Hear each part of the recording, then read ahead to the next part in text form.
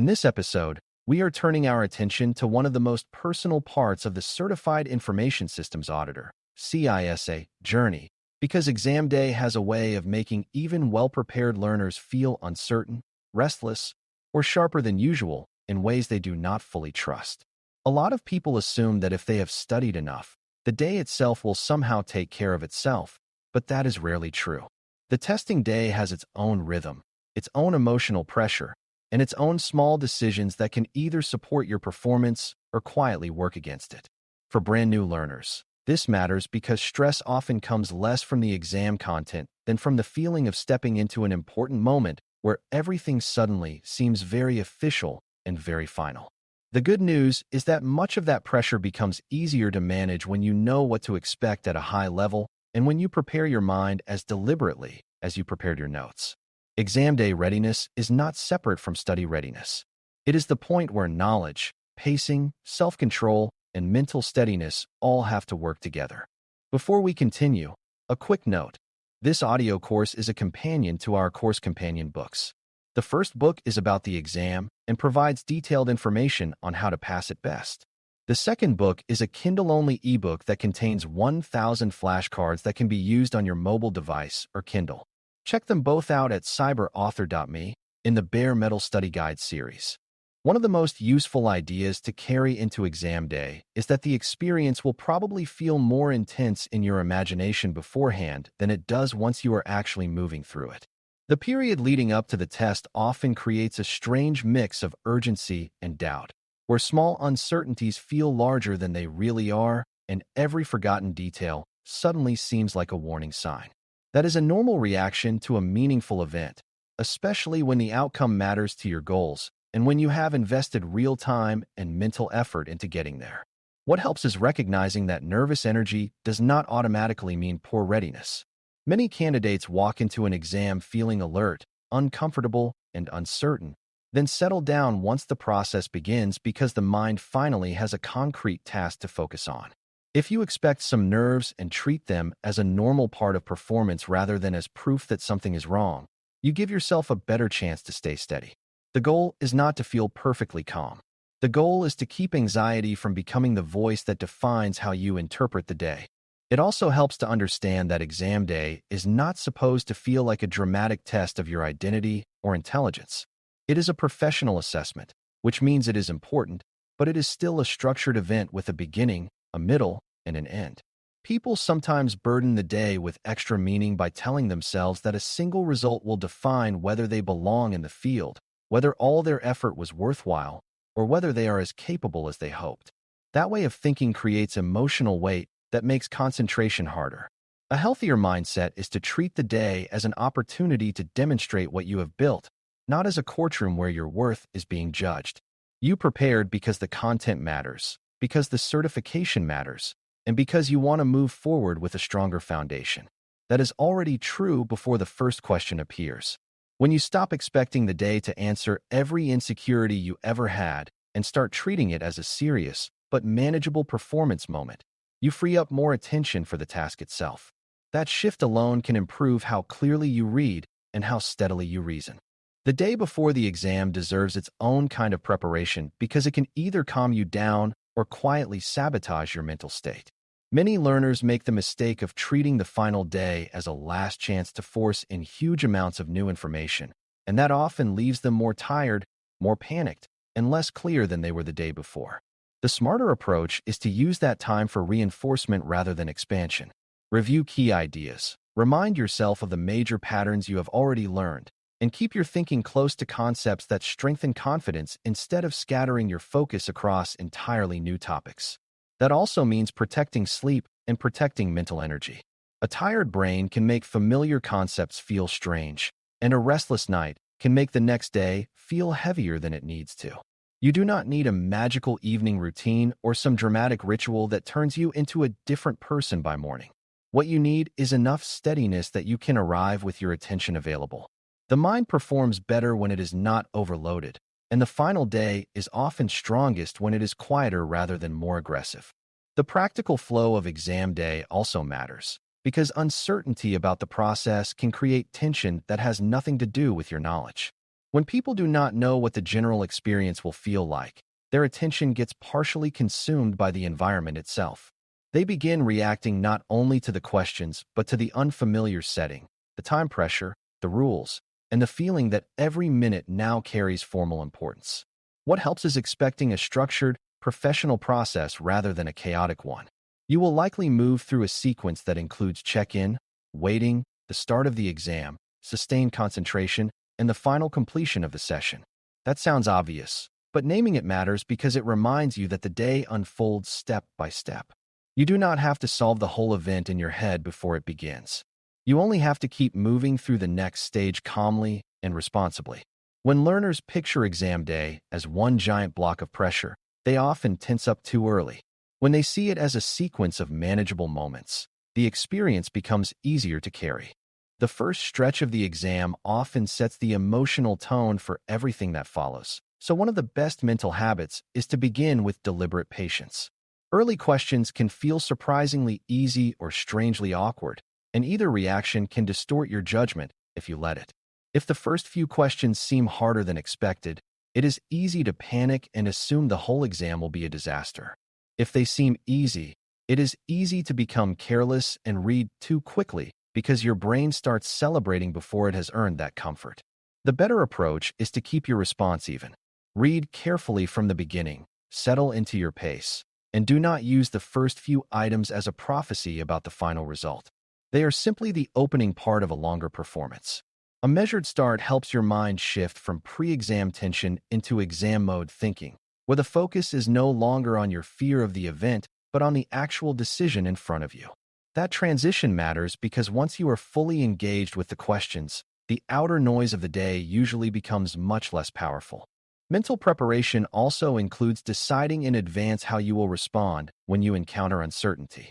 Almost everyone runs into questions that feel awkward, incomplete, or less familiar than expected, and the mistake is not seeing those questions. The mistake is treating them like emotional emergencies. If you have already accepted that some discomfort will appear, then a difficult item becomes a normal feature of the exam instead of a sudden threat to your confidence. You read it carefully, look for the real decision being tested, use the reasoning habits you practiced, and make the best choice you can without turning the moment into a crisis. This kind of response is easier when it has been imagined ahead of time. Tell yourself before the exam that hard questions are allowed to exist and that their presence does not mean you are failing. The moment you stop demanding perfect certainty from yourself, you become freer to think clearly. Good performance does not require that every question feel comfortable. It requires that you remain functional, disciplined, and calm enough to keep making sound decisions even when comfort disappears for a while. Another important part of mental readiness is how you talk to yourself during the exam. Internal language has a powerful effect on concentration because the mind tends to follow the tone it hears repeatedly. If your thoughts sound like panic, blame, or prediction, your attention becomes divided between the question and the emotional story you are telling about yourself. Thoughts such as "I am blowing this," "I should know everything," or "this one question means I am not ready" can drain more energy than the question itself. A stronger internal voice is quieter and more practical. It sounds more like "read carefully, choose based on the evidence, keep moving," or "one hard question does not decide the whole result." This is not about pretending to feel cheerful. It is about choosing language that supports performance instead of undermining it. Professionals in many fields learn to do this under pressure, whether they are speaking, presenting, responding to incidents, or making decisions in real time. Exam day asks for that same discipline. Your inner voice should act like an ally helping you work, not like a critic trying to make the experience heavier. Physical steadiness plays a role too, even though people often think of exam preparation as entirely mental. The body and mind influence one another constantly, which means your breathing, posture, and muscular tension can shape how clearly you read and how long you can sustain focus. When stress rises, some candidates start breathing shallowly, clenching their jaw, tightening their shoulders, or rushing their eye movement across the screen or page. These changes may seem minor, but they can make attention more fragile and make questions feel harder than they are. A useful response is to notice when your body is escalating and reset in simple ways. A slower breath, a relaxed posture, a brief release of tension in the shoulders, or a more deliberate reading rhythm can all help restore control without breaking concentration. The goal is not relaxation in a spa-like sense. The goal is functional calm. You want the body to support the mind rather than constantly sending signals of urgency. Even a small physical reset at the right moment can prevent one stressful question from becoming a stressful chain of questions. Expectations about memory also matter on exam day, because many learners misinterpret normal recall gaps as proof that they are unprepared. During a high-pressure test, it is common for certain details to feel less accessible at first than they did during study sessions. That does not necessarily mean the knowledge is gone. Often it simply means stress is interfering with retrieval in the moment. If you react by panicking, you make recall even harder. If you respond with patience and return to principles, the broader understanding you built can still guide you toward a sound answer even when a specific phrase or detail does not immediately come to mind. This is why concept-based preparation matters so much. A candidate who studied only by memorizing isolated facts may feel lost when recall becomes shaky. A candidate who understands the logic behind the material can still reason effectively when memory feels imperfect. This should give you confidence, because very few people walk into an important exam feeling mentally flawless. What matters is whether your understanding is deep enough to keep functioning when recall is not as smooth as you hoped it would be. It is also helpful to prepare mentally for the middle portion of the exam, because that is often where concentration begins to feel heavier. The opening adrenaline wears off, the finish line is not yet close enough to be energizing, and the work starts to feel sustained rather than exciting. This is the part where some candidates become more vulnerable to careless reading, emotional drift, or frustration. They may not even notice the change happening because fatigue often arrives gradually. A wise mental approach is to expect that dip and respond with renewed attention rather than discouragement. Remind yourself that steady work matters more than emotional momentum. Recenter on the question in front of you, not on how much of the exam remains or how tired you feel. Endurance on test day is not about dramatic toughness. It is about maintaining quality when the experience becomes less emotionally interesting. In that sense, the middle of the exam is often where quiet discipline becomes more valuable than confidence. If you can stay methodical there, you protect your overall performance in a very meaningful way. The final stretch of the exam has its own mental traps, and one of the biggest is the urge to rush simply because the end feels close. When people sense that they are almost done, they sometimes speed up in ways that lower reading quality and make avoidable mistakes. Others start mentally grading themselves before the exam is over, replaying hard questions and trying to predict the result instead of giving full attention to the items still in front of them. Neither habit helps. The better approach is to treat the last portion with the same seriousness as the first. Keep reading carefully, keep following the question, and keep your mental energy where it can still affect the outcome. If you have time for review, use it with discipline rather than nervousness. Focus on items where you noticed a concrete issue in your reasoning, not on changing answers merely because the silence of the final minutes makes you uneasy. The end of the exam is still part of the exam. Finish with control, not with desperation or premature celebration. A composed finish often protects points that nervous candidates accidentally give away. After the exam ends, many people experience a flood of emotion, and it helps to expect that too.